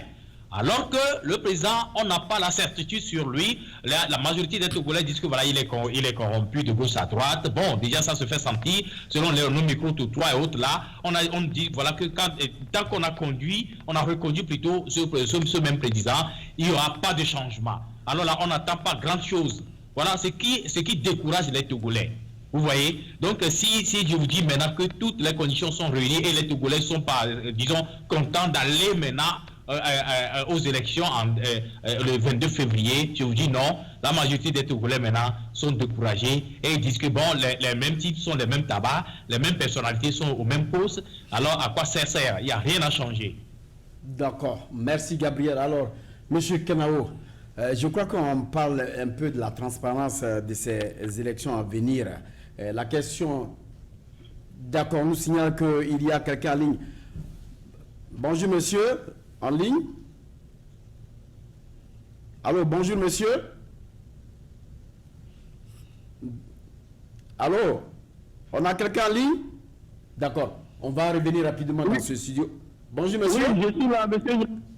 D'accord, alors, monsieur Atisso, si vous êtes encore en ligne, on parle de la transparence. Et tout à l'heure, monsieur Gabriel vient de parler de la Cour constitutionnelle. Et il faut dire que depuis leur position, on dit que cette Cour constitutionnelle était composée à 7 membres. Mais aujourd'hui, on revient à... Voilà. D'accord, nous allons continuer. La composition de cette Cour constitutionnelle était portée à 9 membres. Mais aujourd'hui, on a uniquement 7 membres. Et on dit clairement que c'est anticonstitutionnel. Alors, à Tissot, si nous n'avons pas réuni toutes les conditionnalités de la transparence pour aller aux élections, est-ce qu'on va réellement aller à ces élections? Monsieur Nyawa, je vous assure qu'aujourd'hui, le problème du Togo, je le dis toujours, ce n'est pas les élections qui vont régler le problème du Togo, mais nous n'allons plus négliger les élections. Alors cela dit, je vous assure que M. Akpéomé était un enfant qui est sorti de là et il sait comment il opère. Le RPT, si tu as un bon cœur pour parler du Togo, le RPT n'a jamais gagné les élections présidentielles, ça tout le monde le sait. Mais maintenant, on conteste toujours et on n'a personne au sein de ce soit. Aujourd'hui, on a M. Akpéomé qui était là-bas, qui a œuvré là-bas, qui sait comment ça opère. Il va au moins changer quelque chose, même si tout le monde sait que le RPT n'est pas aujourd'hui prêt à donner les résultats qui vont sortir des urnes. Akpéomé aussi a sa part à jouer. Et c'est ça qui fait la différence de la candidature unique de M. Akpéomé que tout le monde doit supporter. Donc je compte sur lui, il a ses hommes au sein du RPT uni et ils vont tout faire pour sceller ou contrecarrer les fraudes que le RPT a l'habitude de faire. Donc c'est ce que j'ai à dire pour le moment. D'accord. Merci à Tissot. Alors, M. Kenao. Voilà, je vais vous dire une chose. Dans aucun pays, les conditions des élections n'ont été 100% parfaites avant le jour des élections. Mais on veut quand même que les élections soient organisées dans des conditions plus ou moins acceptables. Le Togo, par exemple, je ne suis pas sûr que même si on donnait 10 ans aux Togolais, avec Faure Gnassingbé à la tête, les Togolais diront que les conditions sont réunies. Même 10 ans, les conditions ne seront jamais réunies. C'est-à-dire que le problème togolais, c'est Faure Gnassingbé. Ce n'est ni les élections, ni la démocratie, ni quelque chose d'autre. Le problème du Togo, pour le Togolais actuellement, c'est Faure Gnassingbé. Je vous dis qu'aujourd'hui, il suffit que Faure Gnassingbé dise qu'il n'est pas candidat. Les Togolais vont vous dire qu'il y a démocratie au Togo. D'accord, moi vous êtes en train de parler, voilà. On va directement lire ce que notre ami de Facebook, Razik Alas, nous amène ici. Il dit réellement que Faure a gagné d'avance au premier tour, candidature unique ou pas. Maintenant, nous pourrons débattre entre ici pour voir comment l'opposition dans l'avenir peut faire le travail du fond. La population doit sentir qu'il y a une classe politique et non qu'il débarque à la veille de chaque scrutin pour narguer le peuple. Voilà la raison pour le Togo est le seul pays en Afrique de l'Ouest qui ne gagne pas. Et on nous signale ici aussi qu'il n'y aura pas de surprise parce que Faure Gnassingbé fera 52,6% au premier tour. Et l'ANC, le NET, le tandem Kodro avec Agboyome, l'ADI et les autres mini-candidats à l'instar de Foko se partageront 47,4%. Alors, revenons rapidement dans ce studio. Alors, Mawena, je crois que vous voulez intervenir. Allô? Oui, allez-y, Mawena. Oui, et j'aimerais rappeler à Komivi une chose que Yves disait la fois dernière, sur laquelle je suis d'accord, c'est que lorsque nous avons à soulager nos peines, on a l'impression de dire, on a l'habitude de dire aux gens que telle personne était dans le système et c'est lui qui a fait le système. Vous vous trompez, Komivi, vous vous trompez énormément.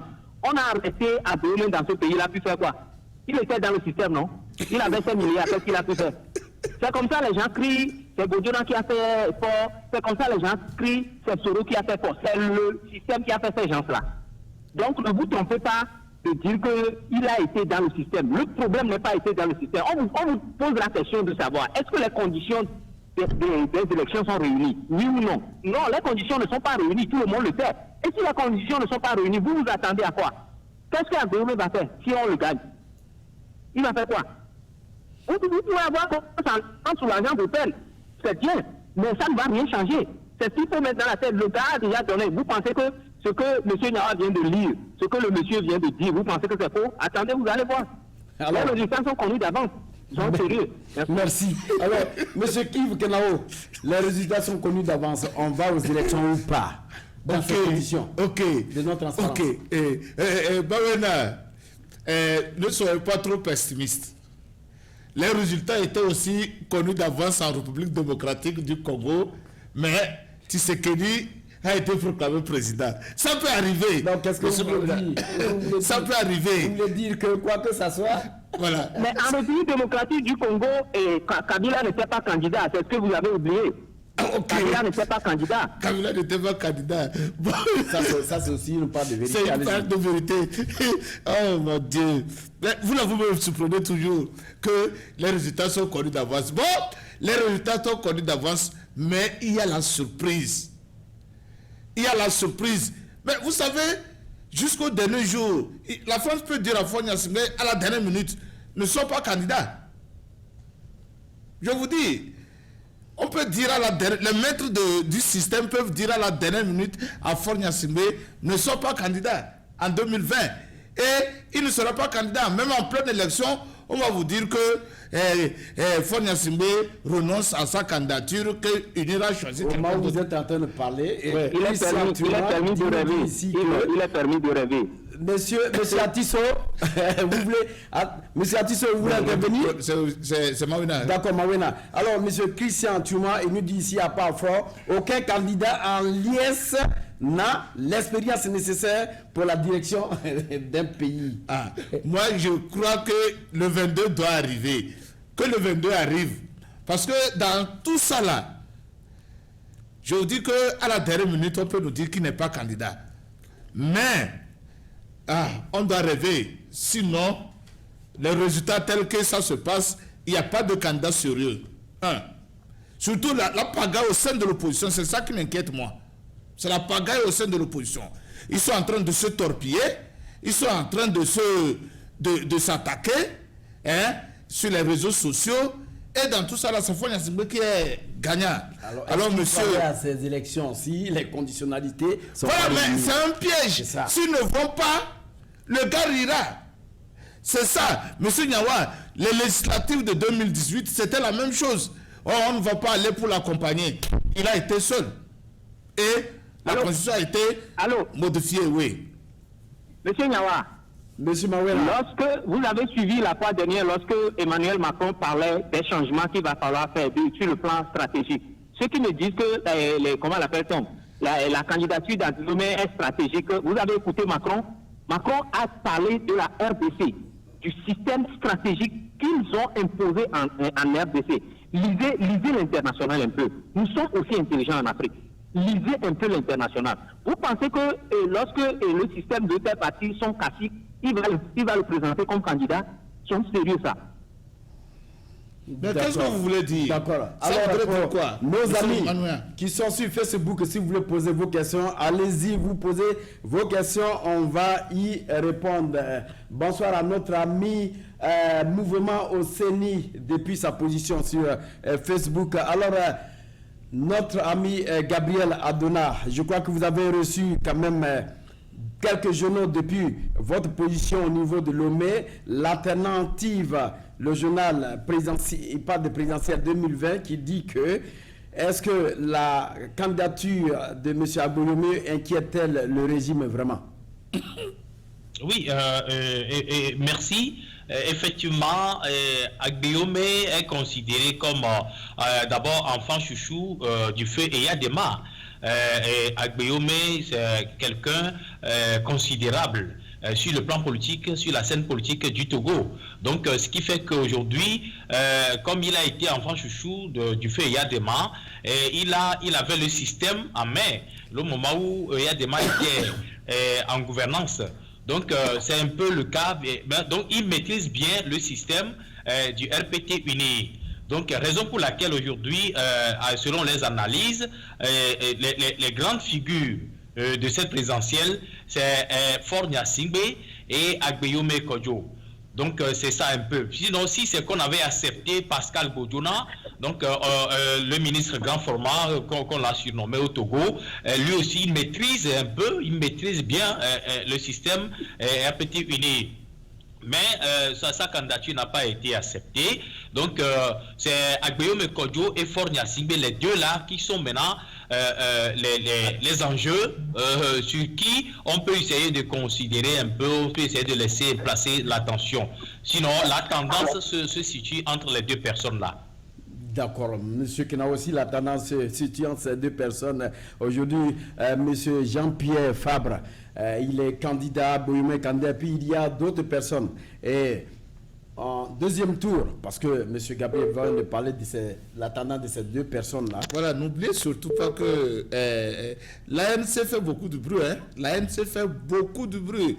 L'ANC est réputée, très très réputée dans les contre-attaques sous-marines.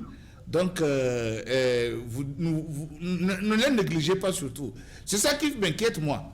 C'est qu'aujourd'hui, si l'ANC avait donné son accord au soutien du choix du prélat, j'aurai une certaine tranquillité. Mais tant que l'ANC sera là-bas en train de bouleverser l'eau, en train de troubler l'eau, je ne suis pas... D'accord, on va revenir tout à l'heure à vous. Gardez l'écoute, mon cher Kenawa. On a encore quelques auditeurs en ligne qu'on va prendre tout de suite. Bonjour, monsieur. Oui, hello? Bonjour, monsieur. Je peux intervenir, s'il vous plaît? Oui, comment vous appelez? Présentez-vous rapidement et vous intervenez. Bon, c'est monsieur Aruna Suleiman.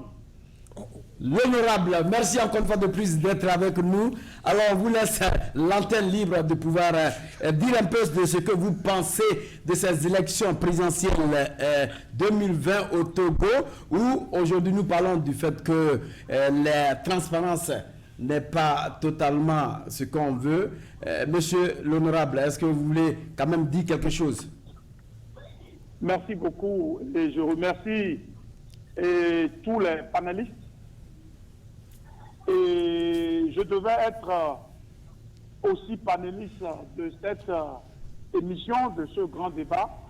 Mais les circonstances me m'ont empêché d'être avec vous aujourd'hui. Mais néanmoins, je tiens à intervenir sur un aspect extrêmement important. C'est-à-dire, nous allons commencer la géopolitique togolaise par rapport à ces élections 22 février qui s'annoncent.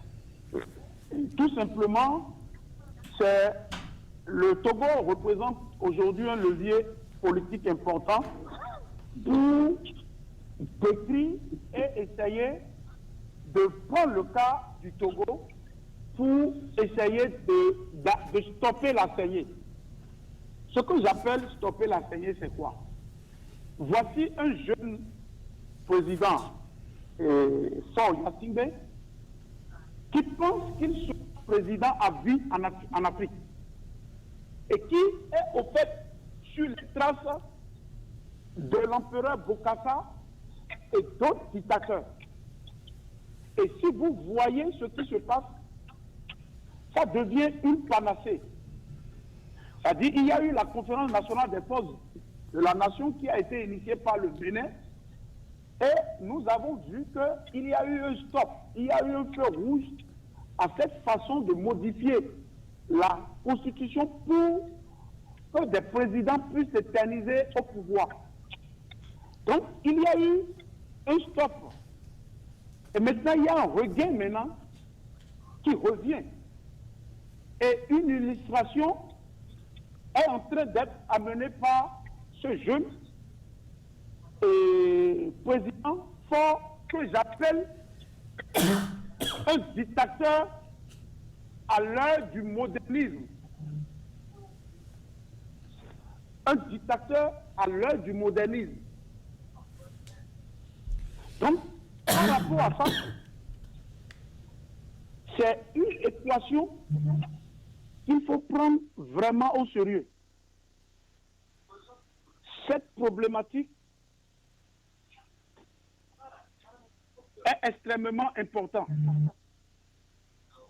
Donc, pour cela, cette quatrième candidature de Faure Gnassingbé fait couler beaucoup d'encre en Afrique.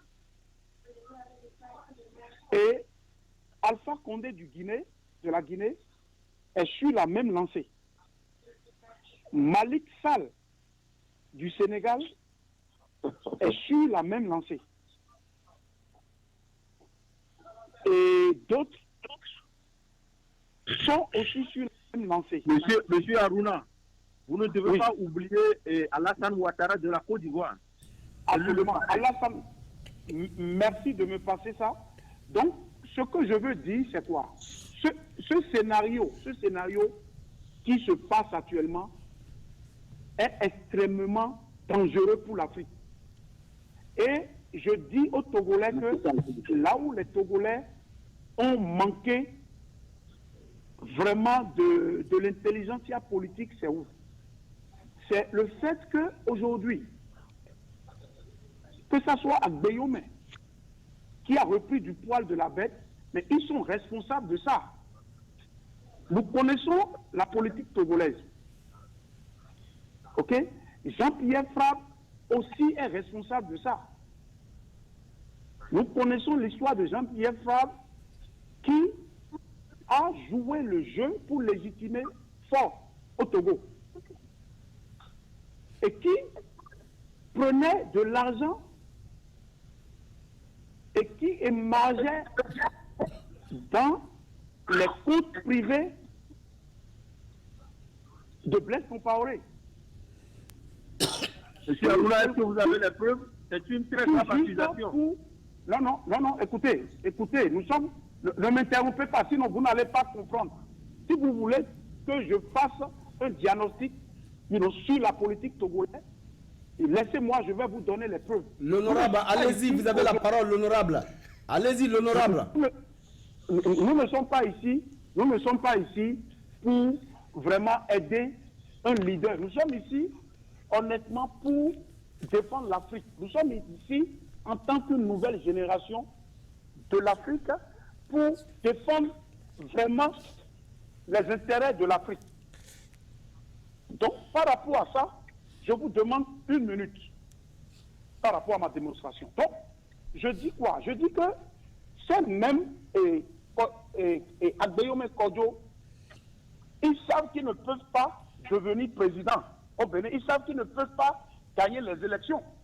Mais ils sont là pour leur suivi politique. S'ils étaient conscients aujourd'hui, la seule personne qui a fait une mobilisation après l'Algérie en Afrique de la CEDEAO, dans l'Afrique de la CEDEAO, c'est Tipi Atcharam. Mais puisqu'il manquait de stratégie politique et il était aussi asphyxié par ces leaders qui ont réussi à casser la C14, aujourd'hui, ils sont en train de faire de candidats figurés. Donc, ils savent que les dés sont pipés à l'avance. Et aujourd'hui, merci Aruna, merci beaucoup. Ils n'ont pas su se remettre en cause. En politique, il y a ce qu'on appelle le timing. La personne qui aujourd'hui peut affronter et gagner les élections, aujourd'hui là, c'est Tipi Atcharam, point barre. Il n'y a pas à discuter. Mais nous en Afrique, on est mauvais contre nous-mêmes. C'est-à-dire il y a une jalousie et on a amené Tipi Atcharam et on l'a sacrifié. Aujourd'hui, fort, il y a maïs devant fort. Ce n'est pas un Agbeyome qui va se... Monsieur Aruna, vous dites on a sacrifié Tipi Atcharam. Qui a sacrifié Tipi? Voilà. Celui qui a... Les gens qui ont sacrifié... Attendez. Quand on parle de sacrifier Tipi Atcharam, ce n'est pas qu'on dit qu'on l'a sacrifié avec un marteau ou soit avec un couteau. Mais on l'a sacrifié sur le plan de la stratégie. Et ceux qui l'ont sacrifié s'appellent en premier Jean-Pierre Fabre et en second lieu Agbeyome Kodjo. Okay? Monsieur Aruna, vous êtes un politicien, vous ne pouvez pas parler ainsi. Pourquoi? Parce que vous n'avez pas les preuves. Mais tout le monde sait pourquoi Tipi est parti. Tipi a peur pour sa sécurité. Attendez. Donc Jean-Pierre Fabre n'a pas l'armée qui peut... Attendez, je vais vous dire, on est en politique. Et c'est des compétiteurs. C'est des compétiteurs. Aujourd'hui, ils ont amené Tipi Atcharam dans le C14 pour se faire une population. Monsieur Kwamevi, laissez-moi parler. Monsieur Kwamevi, ils n'ont pas amené Tipi Atcharam à la C14. Tipi Atcharam était un membre fondateur de la C14. D'accord. Mais quand, écoutez, on ne va pas jouer sur les mots. Vous savez là où je... Une fois comme dit, vous allez laisser Aruna parler. Celui qui a la parole, il n'a pas parlé, il va attendre. D'accord, laissez l'honorable continuer et puis vous allez intervenir. C'est extrêmement important. Donc, aujourd'hui, c'est la suivi du Togo. Il ne suffit pas d'aller aux élections pour légitimer un dictateur qui est fort. Ça c'est du gravissime. Il ne faut pas le faire. Donc, ce qu'il fallait faire, il fallait essayer de savoir aujourd'hui comment on peut gagner les élections. D'abord, la CEDEAO a berné le Togo. OK? Maintenant, dans un pays où, quand vous prenez la Guinée qui aujourd'hui a un problème même pour Alpha Condé qui a peur d'aller et tripatouiller encore les élections. Mais le Togo, ça fait la 4e fois que ce petit fort-là veut être candidat. Ce n'est pas possible. Ça veut dire quoi? Ça veut dire que l'opposition togolaise a échoué.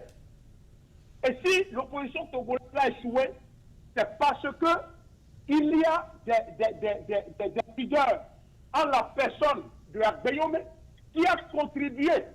Il ne peut pas se départir de ce système-là, Agbeyome Kodjo. C'est une possibilité mathématique. Jean-Pierre Fabre, il est venu avec l'UFC, mais il a capitulé et il a montré ses anus sont derrière, si vous,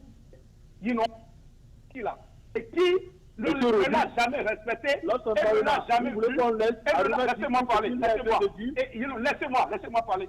Et ne l'a jamais vu comme un leader crédible. Donc, du coup, qu'est-ce que vous voulez que Port fasse? Mais il n'y a personne sur sa route. Il n'y a personne sur sa route. Il n'y a personne sur sa route. Donc, la seule personne qui pouvait l'ébranler, cette même opposition a contribué à l'isoler.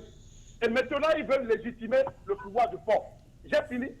Et je m'arrête ici pour le moment. D'accord. Merci encore une fois de plus, monsieur l'honorable. Voilà ce que Razak dit depuis sa position sur Facebook. Il nous dit ici, il faut laisser Florent Gnassingbé aller seul aux élections pour le délégitimer. Et encore ici, Fousseni qui dit, la ligne est occupée, nous voulons appeler, mais il y a vraiment une seule personne qui occupe la ligne. Merci encore, Fousseni, vous pouvez appeler, nous sommes là. On est presque à la fin de notre émission, mais la question qui se pose aujourd'hui, comment allons-nous faire? Parce que déjà, M. Florent Gnassingbé est candidat et il y a aussi les autres candidats. L'opposition étant divisée, comment nous allons faire? On est jusqu'au 22 février pour ces élections. Quelles sont les démarches maintenant qui restent à mener pour réellement arriver à cette alternance, monsieur Yves Kena? Je crois que je vais aller du côté de Gabriel qui attend impatiemment. Gabriel. Oui, merci Serge. Pour ce qui concerne la sortie de crise, mais il faudrait quand même le souligner. Il n'y a pas de magie qu'on va faire aujourd'hui pour pouvoir essayer d'éradiquer ce problème-là. Je viens d'évoquer tout de suite que voilà, la base fondamentale n'est pas aussi une base bien assise. Donc, ce qui fait qu'aujourd'hui, on ne va que douter si il y a un miracle de Dieu qui va s'accomplir à la fin de la proclamation des résultats. C'est ça qu'on verra. Parce qu'aujourd'hui, l'opposition, au lieu d'aller par un candidat unique et réunir leur voix derrière quelqu'un d'une seule personne, ils préfèrent y aller en rang dispersé. Ça, c'est un. Or, on ne sait pas si on va essayer de réussir pour deuxième tour ou bien on ira à un coup KO.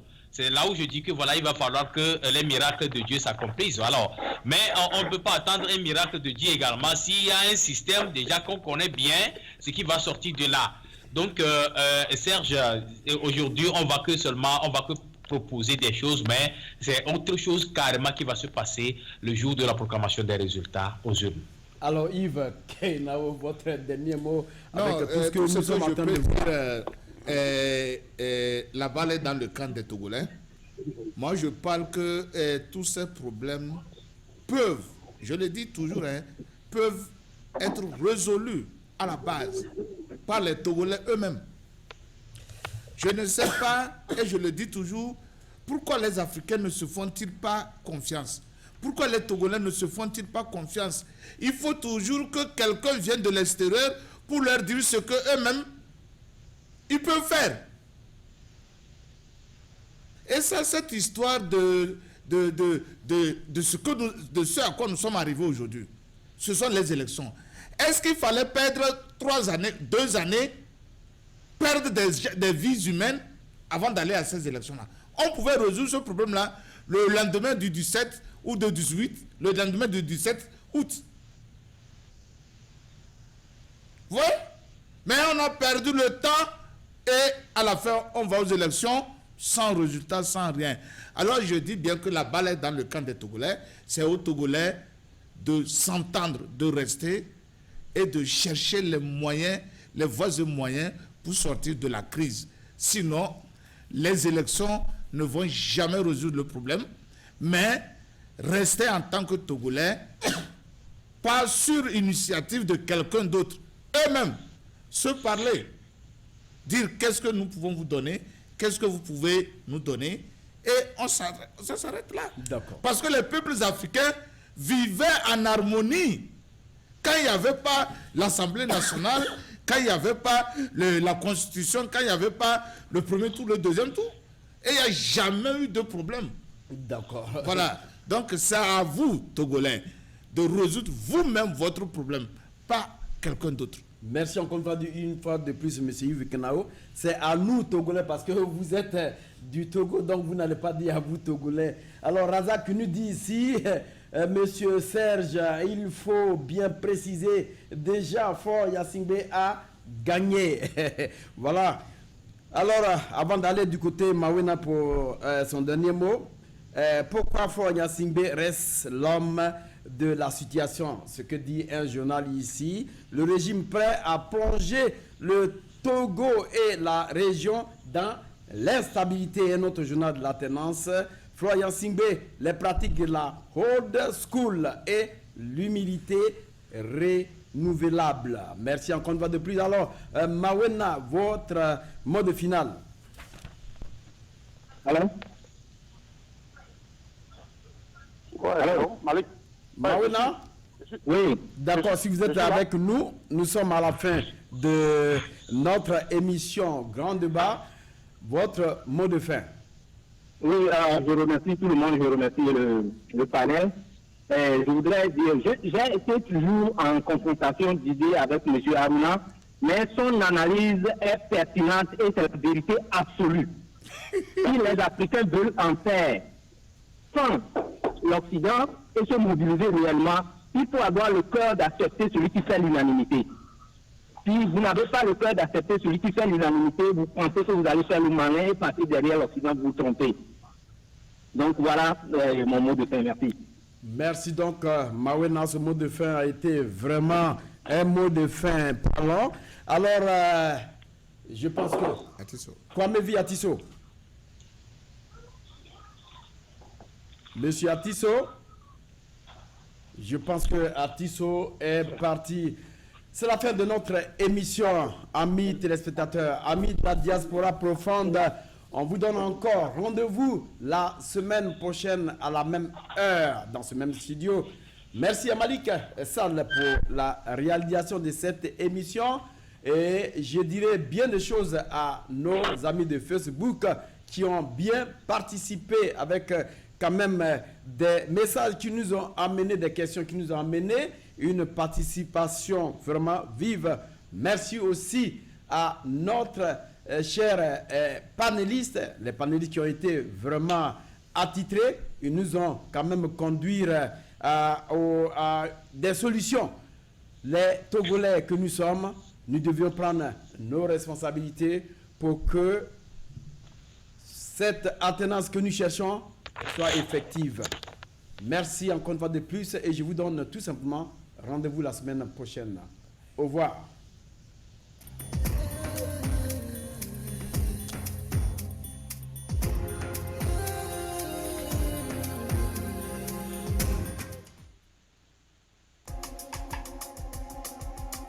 Nous voulons la paix.